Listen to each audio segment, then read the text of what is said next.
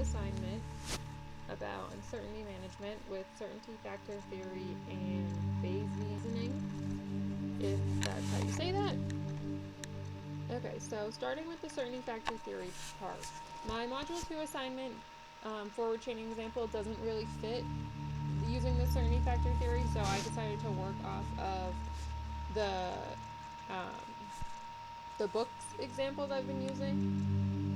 So I previously had talked about picking out a book for someone based on their likes, and also looking at different books in a bookshelf.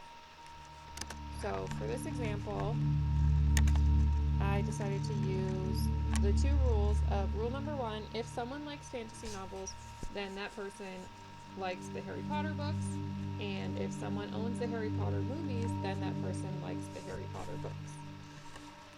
The equations that we will be using are the C-CF equals F-CF times R-CF, and the CF of CF1 and CF2 equals CF1 plus CF2 times 1 minus CF1. So to calculate C-CF1, we will be using rule 1. So our fact will be the person likes fantasy novels. We give this a certainty factor of 0.9 because 90% of this specific person's bookcase is full of fantasy novels. So using the rule, if the person likes fantasy novels, which they do, then the person likes Harry Potter books. We'll give this rule a certainty factor of 0.7 because Harry Potter is awesome. So if they like fantasy novels, there's a good chance that they like it, but not positive, some people don't. So if we plug in those numbers into our equation, we end up with a CCF1 equal to 0.63, which you can see the math done on the screen there. Now we move on to calculate CCF2 using rule number 2. So a person owns the Harry Potter movies. Once again, we'll give this a 0.9. Maybe the person only owns 7 of the 8.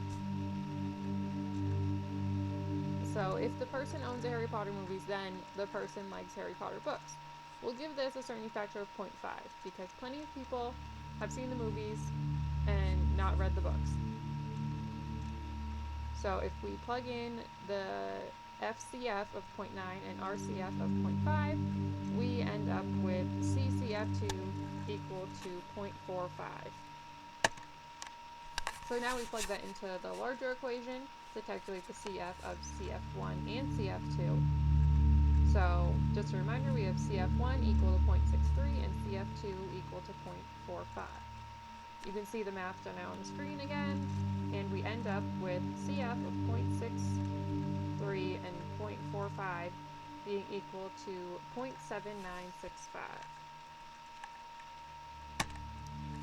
Now we will move on to the second part of the assignment, which was using Huggin or Hugin Light. Again, not really sure how to say that. So as you can see here, I have the tutorials open that I've been going through, and I decided to use the Harry Potter books example that I just used for a certainty factor theory. So as you can see here, I've created the nodes. So we have fantasy novels and Harry Potter movies, meaning if they own each of those things. And each of those is linked down to Harry Potter books, which would be whether they like Harry Potter books or do not like Harry Potter books. So, I'm not sure how to get back to the table section from here.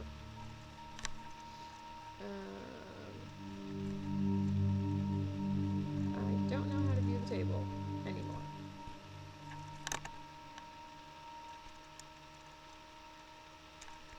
Edit.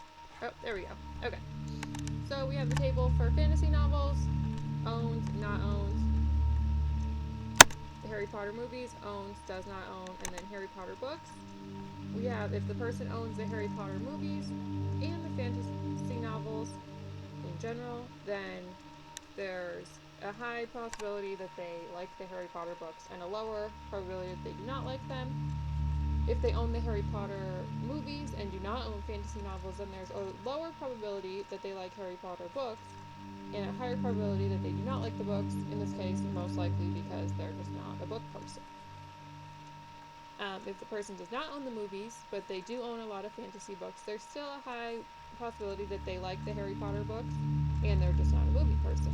If they don't own the Harry Potter movies and don't own fantasy novels, then there is a very low probability that they like the Harry Potter books. So now we will run this.